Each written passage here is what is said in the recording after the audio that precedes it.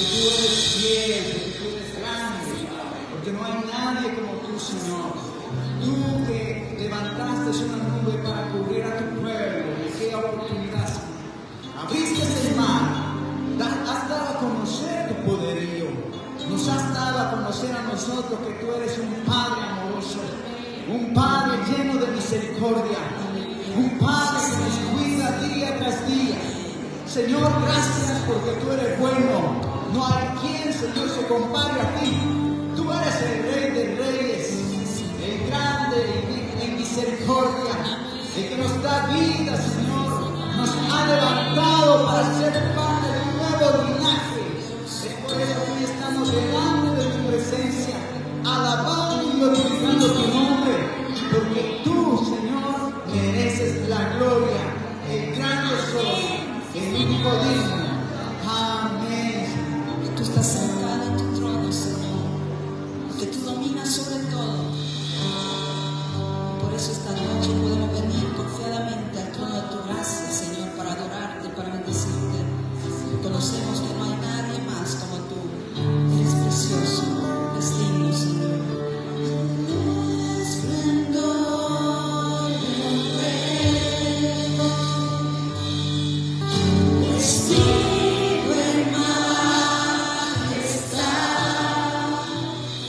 Tierra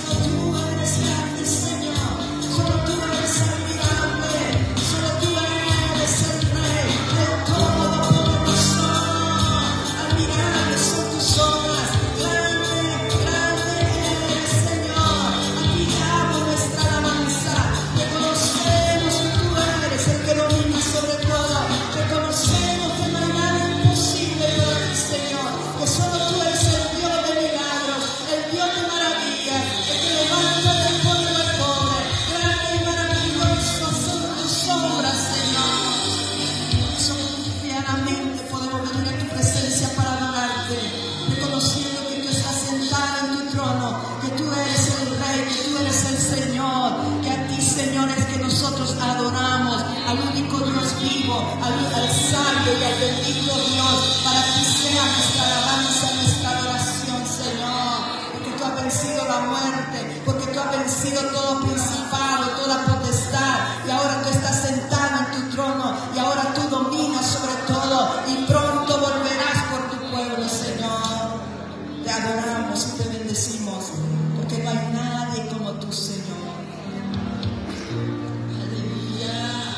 Poderoso Señor, oh, te adoramos, Rey. Grandes, grandes, maravillosos eres, grandes, Señor, por siempre, Señor.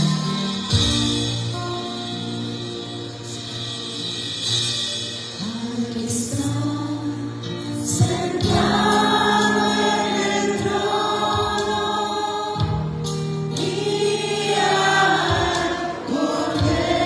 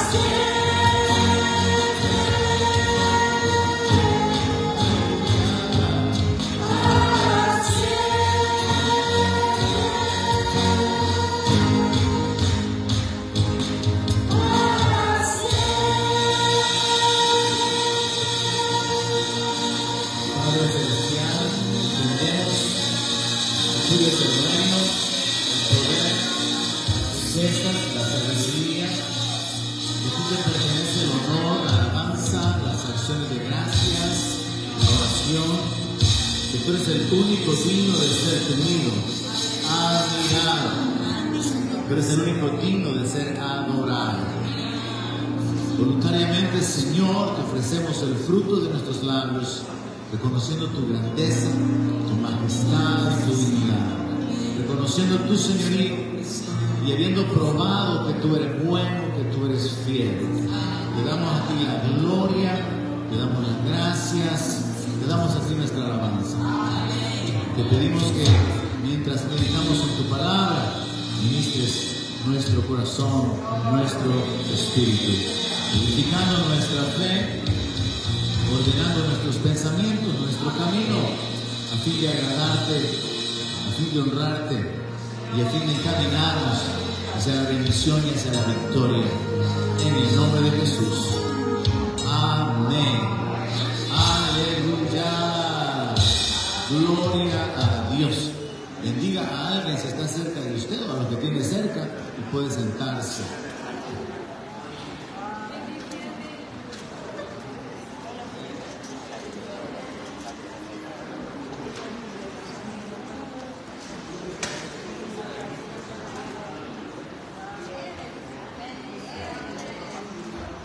Dos, tres, cuatro. Aleluya.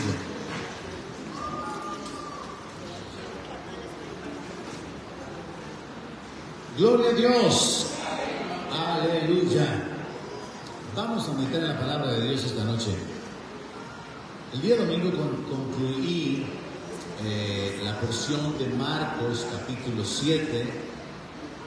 Allá en el verso 21, 22 y 23, y quiero conectar esta noche la meditación de la palabra con esas ideas finales, porque hay algunos aspectos en los que todavía podemos y necesitamos profundizar y aclarar. En Marcos 7, 21 leímos que nuestro Señor Jesús dijo: de dentro del corazón de los hombres salen los malos pensamientos, los adulterios, las fornicaciones, los homicidios, los hurtos, las avaricias, las maldades, el engaño, la lascivia, la envidia, la maledicencia, la soberbia, la insensatez. Y luego reafirmó: todas estas maldades de dentro salen y contaminan al hombre. Entonces surge una pregunta: ¿tenemos nosotros un corazón que ya está lleno de maldad? Y entonces la maldad se nos sale, porque como está lleno de maldad el corazón, y nuestro problema es que no tenemos el cuidado de impedir que la maldad salga, o tenemos un corazón que tiene la capacidad de producir la maldad. Y cuando producimos esa maldad en el corazón, entonces la sacamos. Ese es el punto principal que tenemos que entender en esta noche, a fin de que podamos caminar, a fin de que podamos continuar con este proceso de comunión con Dios que tiene que ver con nuestro corazón. Porque Dios se agrada del humilde, del quebrantado de espíritu, del corazón sincero, del que se acerca con un corazón limpio, con un corazón puro. Y la única forma de obtener un corazón limpio es a través del arrepentimiento. La única forma de mantener un corazón puro es resistiendo a toda tentación, llevando cautivo todo pensamiento, que es donde comienza aquí la lista de todas las cosas malas que salen del corazón del hombre, malos pensamientos, y anular o impedir la manifestación de cualquier sentimiento o actitud de injusticia o de pecado. Entonces quiero esta noche enfocarme y conectar con la sesión del domingo bajo el tema del corazón, fuente de maldad. El domingo yo compartía bajo el tema lo que contamina al hombre. Y básicamente el Señor Jesucristo enseñó que lo que contamina no es lo que entra, sino lo que sale del corazón. No es lo que comemos, porque el Señor estaba hablando 100% espiritualmente. Él no estaba hablando de hábitos higiénicos, no estaba hablando acerca de malos alimentos o de comer con manos sucias y que eso no afecte a nuestro cuerpo. Él estaba hablando de la contaminación espiritual, porque los judíos se creían santos, se creían puros, porque se lavaban muchas veces las manos. O sea, nada que ver, no había relación entre un acto de higiene en lo natural con una posición espiritual. Entonces el Señor declaró esta verdad, sobre la cual ya avanzamos, que del corazón salen los malos pensamientos. Del corazón salen todas esas maldades. Entonces, quiero comenzar enfocándonos para poder responder esta pregunta. ¿Tenemos ese corazón ya lleno de maldad? Y nuestra tarea es evitar que la maldad salga y mantenerla encerrada, como cuando le puse el ejemplo de la gente que tiene cáncer, y ahí estuvo la persona con cáncer hasta que tratan de operarlo, y cuando lo operan, se contamina todo el cuerpo, se contamina en los órganos. ¿Será esa la respuesta? ¿Será esa la condición en que estamos? ¿Que tenemos un corazón malo? Siendo que Dios ya nos dio un espíritu nuevo y nos ha dado un corazón de carne en lugar de un corazón de piedra. ¿O será más bien de que a pesar de que Dios nos ha dado su naturaleza divina y somos partícipes de su naturaleza divina, todavía tenemos una naturaleza humana? Porque la nueva criatura es la unión del espíritu humano con el espíritu de Dios. Por eso la palabra de Dios dice: el que se une al Señor, un espíritu es con él. Entonces nuestro espíritu humano inclinado al pecado se ha unido y ha nacido de nuevo por el Espíritu Santo, inclinado a la santidad, la justicia y la misericordia. Pero en esa nueva creación, donde somos partícipes de nuestra naturaleza humana, ahora con una naturaleza divina, existe la lucha entre la carne y el espíritu. Y ahí es donde vamos a continuar meditando a fin de que podamos avanzar en nuestro crecimiento espiritual, en nuestra comunión con Dios y caminando en obediencia y en fe, a vivir bajo la bendición de Dios, porque al final de eso se trata todo. Entonces el análisis que tenemos que hacer es: ¿ya tenemos ese corazón lleno de maldad? ¿O el corazón tiene la capacidad de producir la maldad? Dicho de otra manera, ¿la maldad sale porque ya está ahí o sale porque se produce ahí?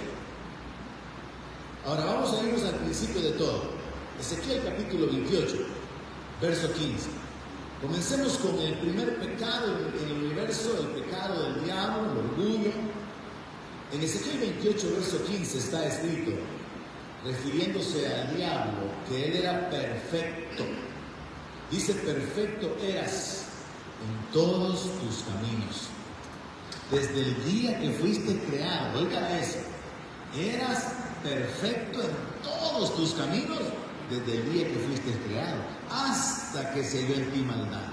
O sea que hubo un tiempo, no se sabe cuánto, entre la creación del diablo, que no fue creado como diablo, sino que como querubín. Hubo un tiempo entre el punto de la creación del diablo, el querubín, creado perfecto, y el momento en que el pecado se manifestó. No se sabe cuánto tiempo pasó, pero aquí dice que él era perfecto en todos sus caminos. Hubo un tiempo en que el diablo tuvo comunión con Dios y seguramente cumplió con su ministerio, que según los entendidos de la Biblia era el de dirigir la alabanza en el cielo. Entonces dice aquí que cuando se halló la maldad en él, fue porque a causa de la multitud de sus negociaciones se llenó de iniquidad y pecó. Se llenó de iniquidad, no estaba lleno de iniquidad, era perfecto. Pero llegó un punto donde comenzó a crear la maldad dentro de su corazón, y llegó al punto de llenarse de iniquidad, y entonces pecó. ¿Cómo pecó? Cuando se rebeló ante Dios. ¿Cómo pecó? Cuando se llenó de orgullo y se quiso levantar en la misma posición de Dios. De tan perfecto que era, de tan bello que era, que él llegó a pensar que él merecía también ser adorado. De tan perfecto que era, que él llegó a considerar que él también debería de gobernar y tener autoridad. Entonces dice: como pecaste, yo te eché del monte de Dios y te arrojé entre las piedras del fuego, oh querubín protector.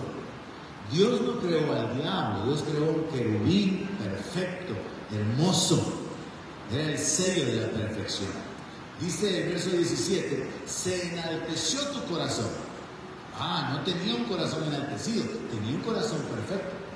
Pero se enalteció, y aquí está bien claro, a causa de tu hermosura. Él llegó a llenarse de orgullo porque él sabía que era bello. Es más, la palabra bello se queda corto para describir. Indescriptible la belleza, la perfección con la que él fue creado. Se enalteció tu corazón a causa de tu hermosura.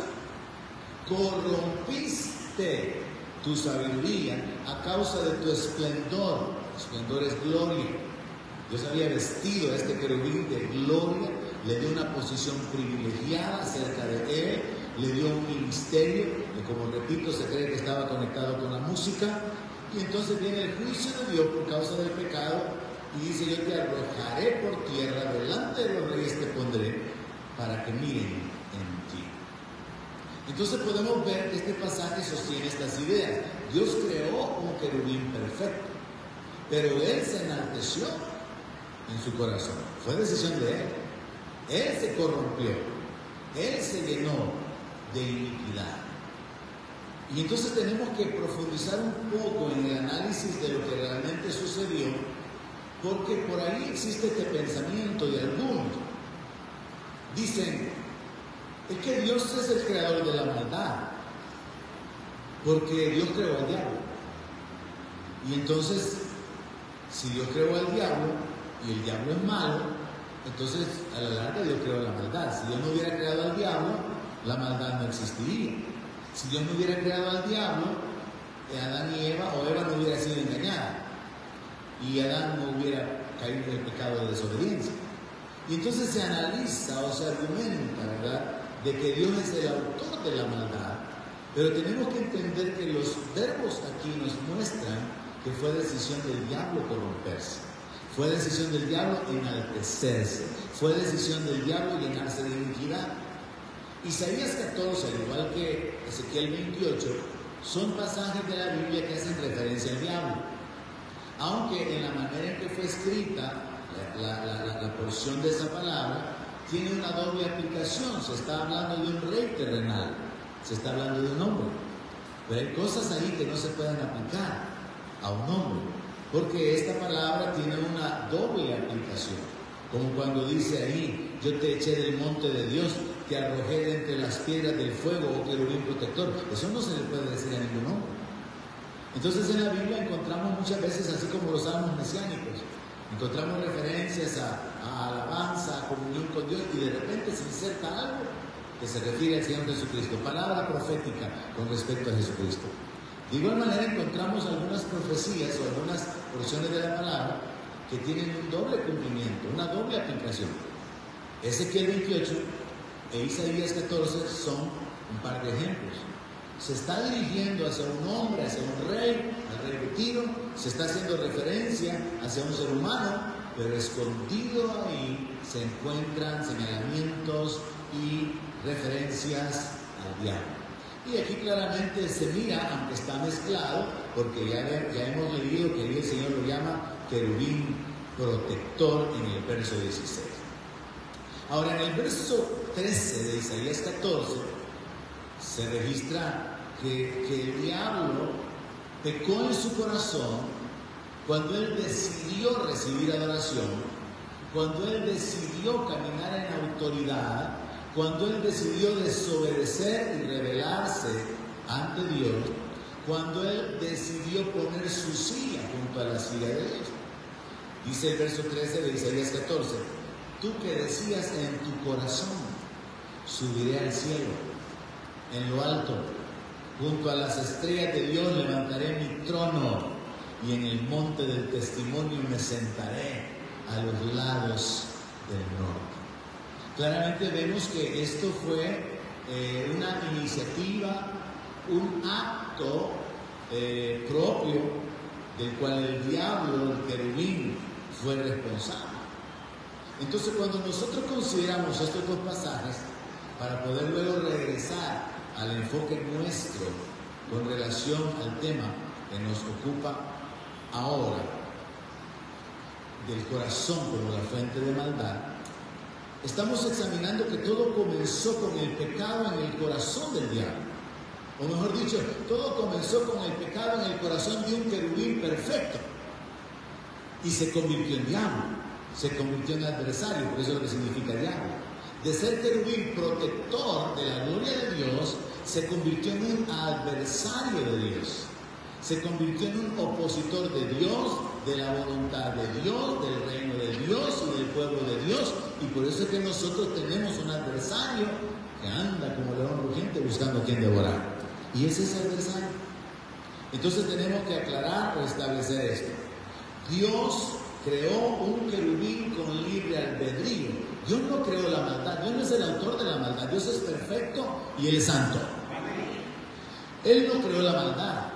Él creó criaturas con libre albedrío. Él creó un querubín perfecto con el libre albedrío que le permitía escoger permanecer en fidelidad a su creador o no hacerlo.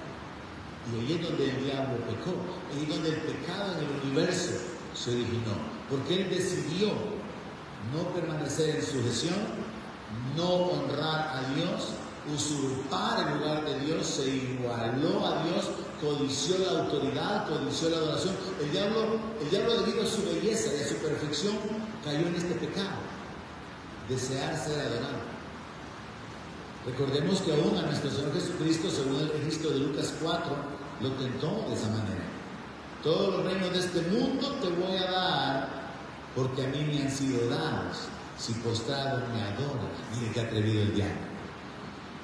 Tentó al Señor para que el Señor lo adorara. Y le reveló de que los reinos le habían sido dados a él. Entonces son cosas que como cristianos tenemos que ir, son piezas que tenemos que ir sumando al entendimiento, a la revelación bíblica para poder comprender dónde estamos, cómo estamos, por qué estamos así, qué podemos hacer, qué debemos hacer. Entonces el diablo pecó contra Dios al rebelarse, pecó cuando codició tener autoridad, pecó cuando codició el ser adorado. Pero él era perfecto. Así que tenemos que establecer esa verdad. Dios no es el autor de la maldad. En el corazón de la creación o de la criatura es que surge la maldad cuando se decide no obedecer a Dios. Ahora también nosotros podemos entender, y aquí es donde vamos a avanzar hacia la respuesta que tenemos que obtener al final de la meditación de la palabra. Tenemos que entender que Dios también creó un hombre perfecto. Dios creó un hombre bueno. ¿Cuántos lo creen? Dios no creó al hombre pecador.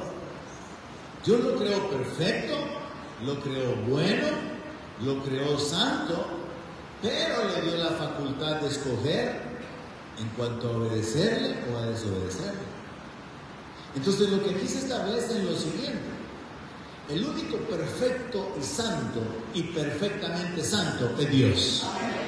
La creación, aunque haya sido obra de Dios, no tiene esa perfección en sí misma, porque tiene la capacidad dada por Dios del libre albedrío, y en el libre albedrío solo dioses perfectos y perfectos sus caminos, pero las criaturas no. Porque pertenecemos o estamos en una condición más baja que Dios. Nuestra perfección, nuestra bondad, nuestra santidad se limita a permanecer en obediencia a Dios. Y entonces vea qué interesante esto. ¿Cómo entró el pecado en el mundo? Por la desobediencia a un mandato. Ahora, ¿cómo se puede ir limpiando de pecado el ser humano? Y esa es una pregunta que está en un salmo. ¿Con qué limpiará el joven su camino? ¿Y quién sabe cuál es la respuesta? Con guardar tu palabra. El pecado entró por la desobediencia. ¿Sabe cómo se vive agradando a Dios? Por la obediencia. Y ese es nuestro gran problema, que somos desobedientes. Por ejemplo, puede haber prédica tras prédica de lo que no hay que hacer y lo seguimos haciendo. O leemos la palabra, sabemos lo que la palabra dice, pero lo seguimos haciendo. Desobediencia sigue siendo la causa de maldiciones, de padecimientos, de sufrimientos de diferentes maneras. Entonces, establecemos esta verdad, este fundamento de que Dios es el único perfecto, el único santo y perfectamente santo, pero la creación, debido a que se le dio el libre albedrío, en ese libre albedrío quedó la debilidad de inclinarse hacia el orgullo, hacia la codicia, hacia la rebeldía, como sucedió con el diablo, hacia la desobediencia, hacia la independencia, como sucedió con Adán y Eva. Entonces, tenemos que estar claros en que Dios no fue el creador de la maldad, pero tengo que probarlo con la palabra. Eclesiastés capítulo 7, verso 29. He aquí, solamente esto he hallado, que Dios hizo al hombre recto, pero ellos buscaron muchas perversiones. Cuando Dios hizo a Adán y a Eva, no había pecado en ellos, no había injusticia en ellos, no había maldad. De nuevo insisto, Dios lo creó con la capacidad de elegir. Y en el libre albedrío es donde se prueba la imperfección de la creación. Dios tiene libre albedrío y Dios puede decidir hacer todo lo que Él quiera, pero como Él sigue siendo perfecto, y Él es amor, y Él es justo, y Él es misericordioso, y Él no cambia, Él no puede ir contra su naturaleza y actuar con mentira, con falsedad o con injusticia. Dios es perfecto. Pero la criatura, aunque haya sido hecha perfecta, por causa de tener que manejar el libre albedrío, se encuentra con esa condición de conflicto, de permanecer en obediencia o en desobediencia. Y nosotros podemos ser muy cristianos de años, pero todavía seguimos batallando con la desobediencia. Todavía seguimos con nuestra lucha interna. Y Pablo habla de eso, y en los próximos días yo voy a continuar enfocándonos en esto, Romanos 5, Romanos 6, Romanos 7, el conflicto del creyente. Pero Pablo lo resume ahí en Gálatas cuando dice que el deseo de la carne es contra el espíritu. Y entendamos esto. Para el inconverso no existe esa lucha. El inconverso es esclavo del pecado. Y como incrédulo, como inconverso, como una persona que no ha nacido de nuevo, como una persona que vive lejos de Dios, no existe un conflicto sobre obedecer a Dios, no obedecer a Dios, hacer el mal, no hacer el mal, hacer el bien, caminar en justicia. No, porque el ser humano sin Cristo es un esclavo del pecado. ¿Cuándo comienza el conflicto? Cuando alguien decide entregarle su vida a Cristo. Cuando es perdonado, cuando es adoptado, y entonces su conciencia le hace saber que su caminar no está de acuerdo a la palabra. El Espíritu Santo le hace saber que sus acciones son incorrectas.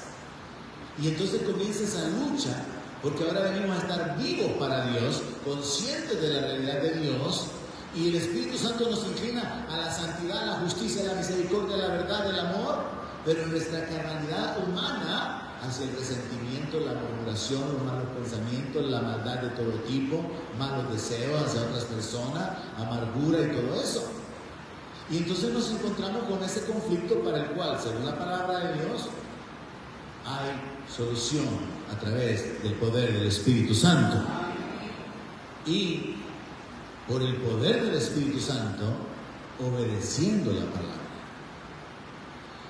Entonces vemos aquí en la Escritura, en Génesis capítulo 1, verso 31, que Dios no creó a un ser humano pecador, como tampoco creó al diablo, sino que creó a un querubín protector, perfecto, hermoso. Dice Génesis 1:31, y vio Dios todo lo que había hecho, y he aquí que era bueno en gran manera, y fue la tarde y la mañana el día sexto.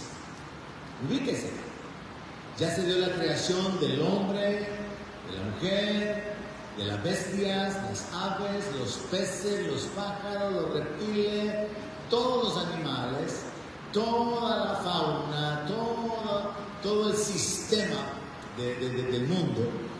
Y es como que si Dios fuera a revisar, vio Dios todo lo que había hecho. Y Dios concluyó que lo que Él había hecho era bueno. Y no solamente era bueno en gran manera. Entonces esto incluye al hombre. Dios creó al hombre como un ser bueno. De hecho, el hombre era justo, era santo, estaba sin pecado, era perfecto, como leímos en Eclesiastés, era recto. ¿Cuándo cambió la condición del hombre? Cuando desobedeció. Cuando usando su libre albedrío decidió independizarse de Dios. Porque este es el gran problema, la independencia. El diablo se quiso independizar de Dios y llegó al punto de querer ser igual a Dios. Y con esa misma estrategia vino donde Eva para confundirla. Dios sabe que van a ser igual a Dios si comen del fruto. No van a morir. Dios sabe que van a ser igual a Dios. Y la enredó con las palabras. La engañó y la llevó a la desobediencia, a la independencia, la llevó a la rebeldía. Y luego el hombre también pecó cometiendo traición. Entonces, volvamos a la pregunta. ¿Tenemos un corazón que está lleno de maldad y se nos sale? ¿O tenemos un corazón que produce la maldad y la sacamos? Y tal parece que esta segunda respuesta es la correcta. Hay una capacidad dentro de nuestra naturaleza de producir la maldad. Y me voy a anticipar, y de llegar a llenarnos de maldad. Y ahí es donde es tan importante entonces tomar en cuenta las instrucciones del Señor, los mensajes dados por el Señor, como cuando Él dijo: bienaventurado de corazón limpio, bienaventurado de corazón puro. Pero hay que entender, bueno, ¿cómo hago para tener un corazón limpio? ¿Cómo hago para tener un corazón puro? Y sí entra definitivamente el hecho de la obediencia en el temor de Dios. Sí entra el hecho de obedecer la palabra, guardar la palabra, resistir la tentación, orar para poder tener la fortaleza del Espíritu para resistir la tentación, pero también se incluye el arrepentimiento, que es lo que al final trae la limpieza, porque nuestros pecados son borrados por la sangre de Cristo. Así que tenemos que establecer que más bien bíblicamente se puede probar que no es que tengamos el corazón lleno de maldad y tenemos que andar tapando la maldad ahí, sino que más bien nosotros en nuestro corazón producimos la maldad. Entendamos cómo es este proceso. Hebreos capítulo 4, verso 12. Según la Biblia, en nuestro ser interior, porque cuando se habla del corazón se habla del espíritu, se habla de nuestra verdadera naturaleza. En nuestro ser interior existe la capacidad de producir pensamientos e intenciones. Es bien interesante, esto se enseña cuando comparto la clase de espíritu, alma y cuerpo, que Dios nos creó tan perfectos que Dios nos dio 2 testigos para nosotros mismos. Y por eso usted encuentra en el Salmo 103, bendice alma mía a Jehová, el espíritu hablando con el alma, como que fueran 2 centros de entendimiento. Porque esa es la realidad. Nosotros pensamos con nuestra mente y hay intenciones en nuestra mente, pero también hay pensamientos e intenciones en el espíritu. Tenemos entonces un centro de pensamientos y de intención en nuestra alma, en nuestra mente, y un centro de pensamientos y decisiones en nuestro interior, en nuestro espíritu. Y Dios lo hizo así, y esto es maravilloso, para que nosotros pudiéramos tener en nosotros mismos, en esa complejidad, 2 testigos para tomar decisiones. Y es así que debemos de aprender a conducirnos. Y usted debería de aprender a sujetar su alma al espíritu. Y su alma tendría que alinearse con las intenciones de su corazón. Y cuando usted hace eso, usted está siendo sincero. ¿Sabe que la hipocresía consiste en esto? Que usted puede actuar en base a intenciones o acciones que se han decidido en la mente para poder tener una apariencia, pero el corazón está en otra dirección y el corazón no está respaldando eso. En eso consiste la hipocresía. Cuando su alma y su espíritu no están en sintonía, no están en armonía, no están alineados. ¿Me estoy dando a entender? La hipocresía consiste en que usted está consciente que en su corazón usted desea una cosa, pero con su boca está hablando otra, porque eso es lo que hay en su mente. La hipocresía consiste en que usted está actuando, usted está fingiendo, usted está pretendiendo ser o hacer algo, pero en el corazón hay motivaciones secretas, hay intenciones escondidas. Entonces la sinceridad consiste en que nuestra alma y nuestro espíritu estén alineados. Por ejemplo, si un hombre le dice a una mujer, yo te amo, pero en realidad ese hombre no ama a esa mujer, lo que sucede es que la quiere, la desea, quiere poseerla, es bien diferente. Porque hay una intención allí superficial de beneficio, de satisfacción propia, y no está conectada con una sinceridad de querer gastar su vida, de querer dar su vida para servirla, para levantarla, porque el amor da, el amor sirve, el amor honra, el amor prefiere. Entonces, vivimos en un mundo donde la hipocresía es normal. El problema es que seamos cristianos y sigamos siendo hipócritas. Yo en lo personal considero que la iglesia es el lugar donde están los verdaderos hipócritas, porque conocemos la palabra. En el mundo no se conoce la palabra, ni se conoce a Dios, ni se conoce la voluntad de Dios. Entonces el mundo actúa con maldad, y dentro de su maldad fingen, actúan bondad, tienen acciones que aparentemente son buenas, pero son para su propio provecho, pero no conocen a Dios, no han nacido de nuevo, están llenos de maldad al final, porque su mente está vana. Pero un creyente que, como leíamos en la última porción de Marcos, vive con malos pensamientos acerca de los demás, y que vive señalando y acusando y murmurando, sabiendo que no tiene que hacer, voluntariamente está pecando. Un creyente que vive en la codicia, en la maledicencia y todo lo que el Señor narró, abiertamente está desobedeciendo instrucciones específicas que Dios ha dicho que no hay que efectuar o que cometer. Entonces entendamos de que nosotros, mientras estamos en este cuerpo y no seamos glorificados, mientras vivamos en este mundo, en este ambiente de corrupción, y no seamos librados y no sea ejecutada la redención completa, vamos a tener la oportunidad de probarle a Dios que de verdad le amamos a través de la obediencia y que queremos resistir la tentación para poder agradarle a Él y servirle a Él, porque eso es inevitable mientras estemos en el cuerpo. La tentación es inevitable, pero pecar sí es evitable. Por eso la palabra dice, bienaventurado el varón que resiste la tentación, porque sí es posible. Entonces el asunto es entender cómo lo logro, cómo cambio mi forma de ser, cómo dejo de justificar, cómo cambio mi manera de reaccionar o mi forma de vivir a través de la revelación de la palabra. Y por aquí puede ir la respuesta, entendiendo que el corazón tiene pensamientos e intenciones. Hebreos capítulo 4, verso 12 dice que la palabra de Dios es viva y es eficaz, es poderosa, y es más cortante que toda espada de dos filos, y penetra hasta partir el alma y el espíritu, las coyunturas y los tuétanos, y discierne los pensamientos y las intenciones del corazón. Entonces, parte de la respuesta con respecto a cómo cambio mi vida, cómo puedo hacer que mi vida sea agradable a Dios, cómo me levanto a otro nivel de vida, cómo vivo como cristiano, cómo vivo como hijo de Dios, parte de la respuesta comienza aquí, entendiendo que el conflicto está en el corazón, porque en el corazón se produce la maldad. Entonces tenemos que trabajar en detener que nuestro corazón siga produciendo maldad. ¿Vive la clave? El corazón tiene intenciones, el corazón tiene pensamientos.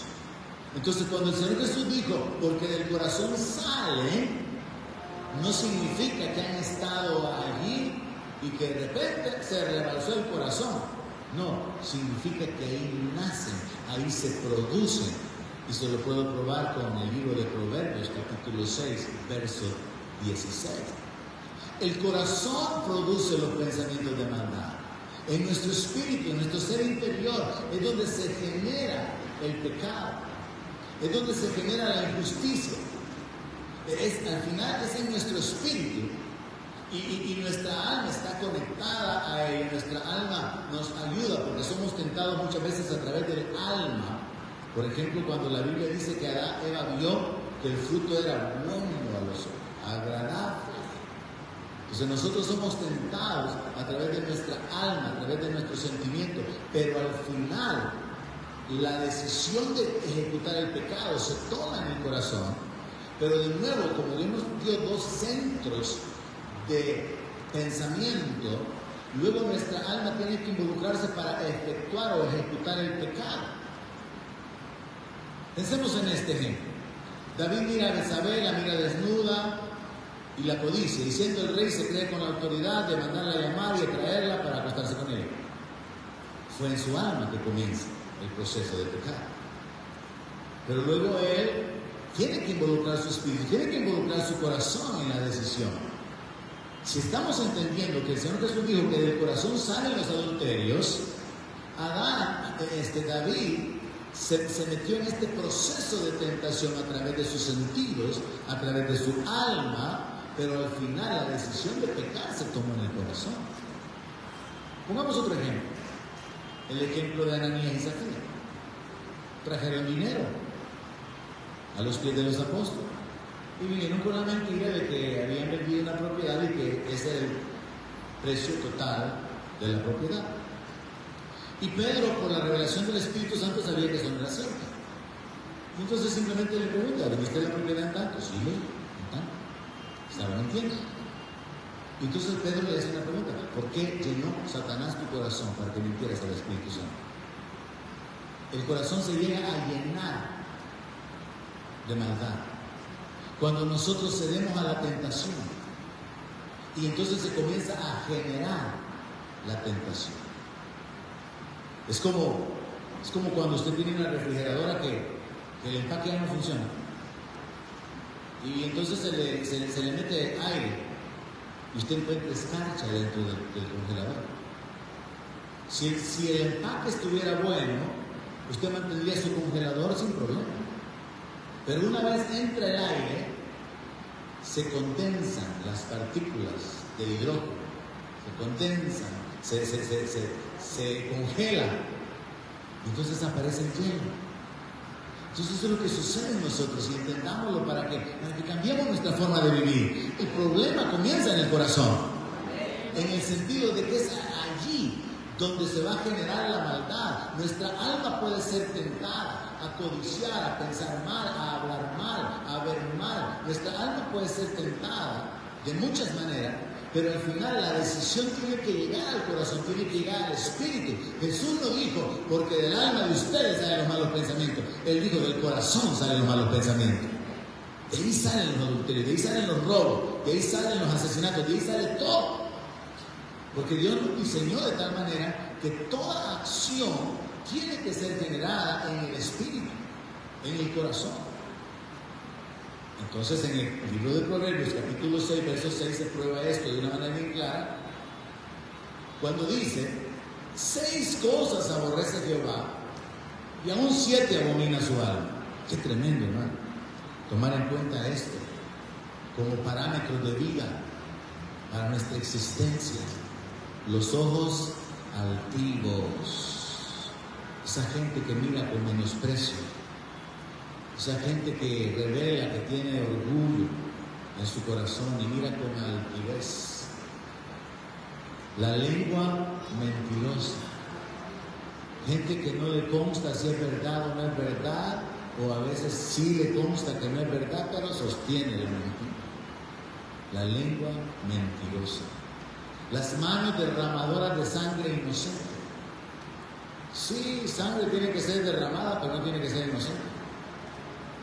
Hablando acerca del derecho de portar armas en los Estados Unidos, existe un conflicto porque, si usted se da cuenta, cada semana, si es posible, hay anuncios o noticias de tiroteos en un estado, en otro estado, en otro estado.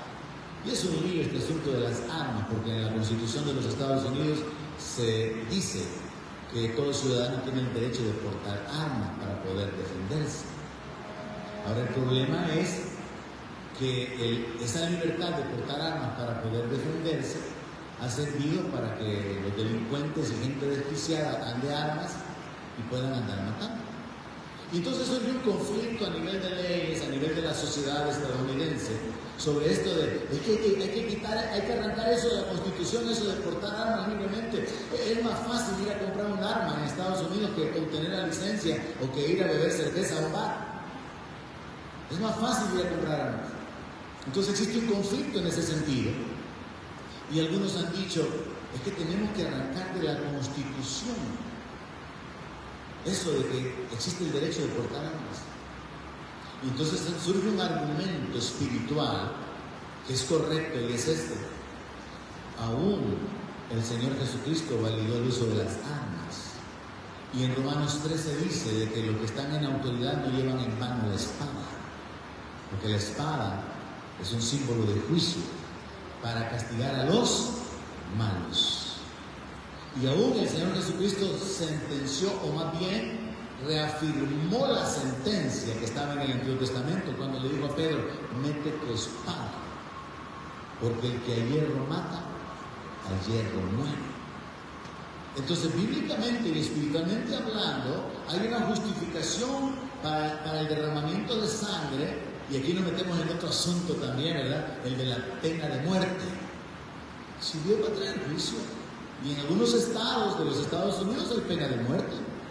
Y entonces surge otro conflicto, que el ser humano no es quien para quitar la vida, que no le corresponde, pero desde el punto de vista espiritual, sí hay ciertas condiciones, ciertas razones o justificaciones para poder cortar la vida de los perversos, de los malvados, de los violadores, de los secuestradores, porque no se van a componer y es como la consecuencia de su siembra.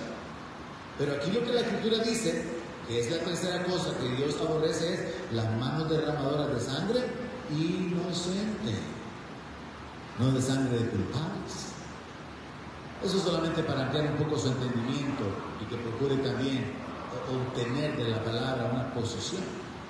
Cuarto, lo que nos interesa, ¿qué es lo que Dios aborrece? Y entonces piense si usted ha estado en esa posición.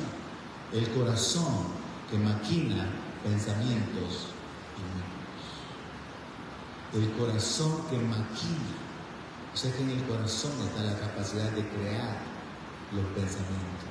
Y usted les da forma, y usted los comparte, y después regresa, y los hace más grandes, como que si fuera, ¿verdad?, un producto que se está fabricando y se está perfeccionando. Yo creo que estamos tocando estos días, hermanos, un aspecto sumamente importante que puede cambiar nuestra vida. ¿Alguien lo cree conmigo?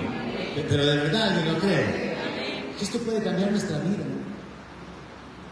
Porque de esto depende nuestra comunión con Dios. Porque uno puede venir, yo, cualquiera puede venir y cantar y hacer como que todo está bien. Y estamos fingiendo. Eso no es nada, ¿verdad? Entonces tenemos que saber, recordar que hay que guardar el corazón. Entonces, ¿cómo lo guardamos? Tenemos que guardar el corazón de que no maquine pensamientos inicuos. Tenemos muchas veces problemas, por ejemplo, entre las parejas, que si no es la mujer la celosa, el hombre es el celoso. Anda maquinando, no vive en paz, no tiene tranquilidad. Y luego que anda maquinando el pensamiento, lo expresa y se convierte en una acusación, en un señalamiento. ¿Y qué dice la palabra? Que Dios aborrece el corazón que hace eso. Pero nosotros podemos vivir tan ajenos a la realidad o a la revelación de Dios que lo hacemos y lo justificamos. Me dice el hermano, mire, pastor, me dice, yo no aguanto ya, porque mire, miro el espejo retrovisor y la mujer me pregunta, ¿y qué le está viendo a esa mujer? Yo no estoy viendo a la mujer que está en la sala, estoy viendo el retrovisor, me dice. Que me voy por una calle, ¿y por qué te viste por esta calle? ¿Por qué no te viste por otra? Y entonces se da el conflicto, se da el reclamo, se da la acusación, se da el pleito. ¿Y dónde comienza todo? En un corazón que está maquinando pensamientos inicuos. Hermano, con solo eso que nos quedáramos esta noche, nos vamos ya. Tenemos donde trabajar.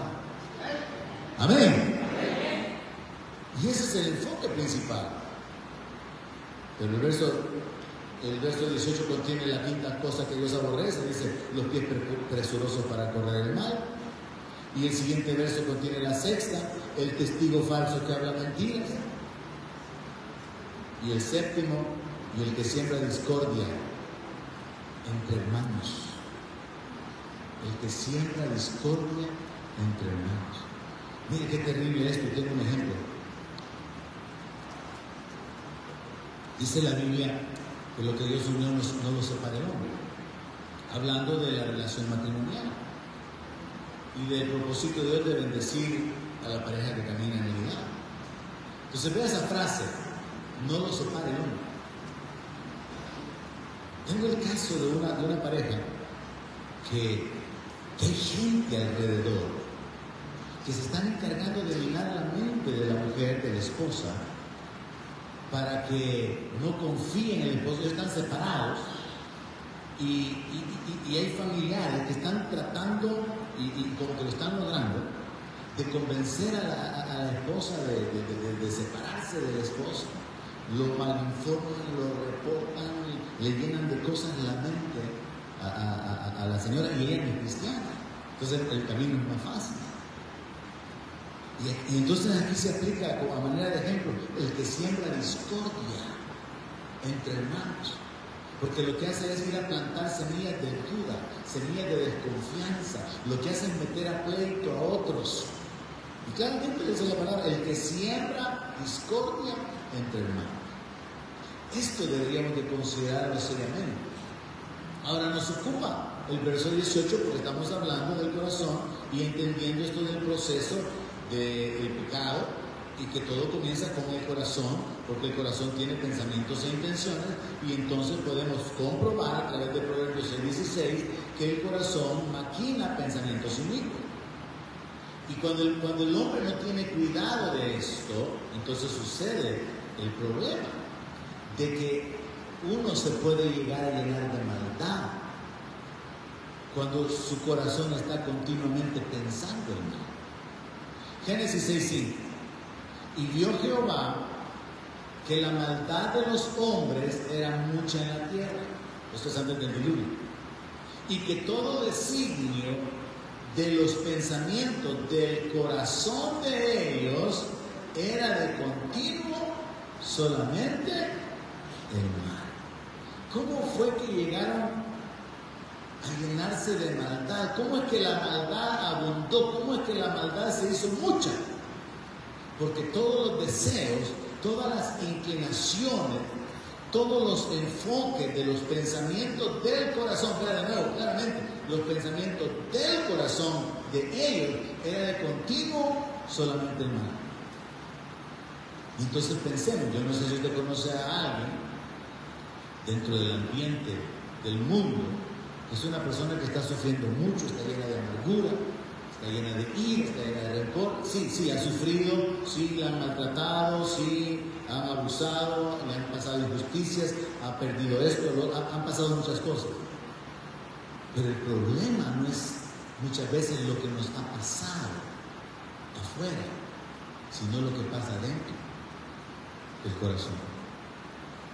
Por ejemplo, el hijo ingratos. Sus padres se dieron con todo, acabaron la vida por sacarlos adelante, y los hijos no agradecieron. Y hay hijos que sus padres no hicieron la gran cosa, pero honran a su papá y a su mamá porque no es que mi papá y mi mamá. Y es cierto que no fue ni el mejor papá ni la mejor mamá, pero al fin y al cabo es mi papá. Entonces, ¿qué es lo que realmente determina nuestra vida? Es el corazón. A usted lo pueden tratar mal y usted sigue teniendo un corazón bueno. Y a usted lo pueden tratar bien, pero como usted tiene un corazón malo. Entonces surge con lo que voy a terminar. Mateo 2:75. El hombre bueno, del buen tesoro del corazón, saca buenas cosas. Y el hombre malo, del mal tesoro, saca malas cosas.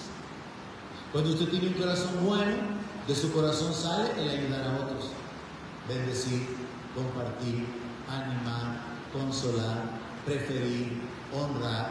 Pero cuando su corazón es malo, exige, condena, se enfoca de una manera egoísta buscando lo suyo, actúa con soberbia.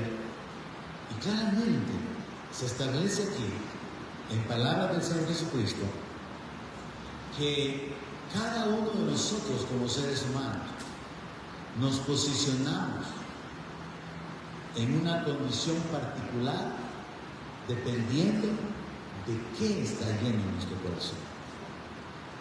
Y por eso la palabra incluso nos instruye que tenemos que pensar en todo lo bueno, en todo lo justo, lo puro, lo amable, lo digno de alabanza. O sea, ese asunto de enfocarme en pensar bien, pensar lo bueno, no pensar lo malo, sino pensar lo bueno de las personas. Y si se equivoca, no hay problema. El problema es que usted guardó su corazón. Porque si usted piensa lo malo de la gente y se equivoca, hoy usted tiene un problema. ¿Me entendieron? Usted puede pensar mal de la gente y puede hacer que esté equivocado, entonces usted tiene un problema. Usted puede pensar bien de la gente y si está equivocado, la gente es la que tiene el problema, no usted. Entonces veamos y recibamos esto y espero que el Señor le dé entendimiento y nos ayude a seguir creciendo en esta comprensión de lo que es nuestra comunión con Dios. Entendamos que cada uno va acumulando tesoros. Yo en lo particular, fíjese que tengo un tesoro de relojes viejos. Que me acuerdo, tengo un bigote con unos relojes, tengo una caja con unos relojes que se les arruinó la batería o se les arruinó el mecanismo o algo, y entonces uno puede tener cosas como tesoros, realmente no valen nada. Pero espiritualmente hablando, el Señor habla acerca del buen tesoro del corazón. Yo quiero dejarlo con ese pensamiento esta noche. Que usted procure hacer un buen tesoro de su corazón. Que de su corazón salga el dar limosna. Que de su corazón salga el hablar bien de otros. Que de su corazón salga el compartir. Que de su corazón salga el animar, el interesar. Todo lo bueno. Porque usted tiene un buen tesoro. Y de lo malo, mi ejemplo le doy porque todos somos expertos. ¿Le parece? Oramos entonces. Padre, gracias. Gracias por la vida. Gracias por hablarnos, por amonestarnos. Gracias por tu obra a favor nuestro.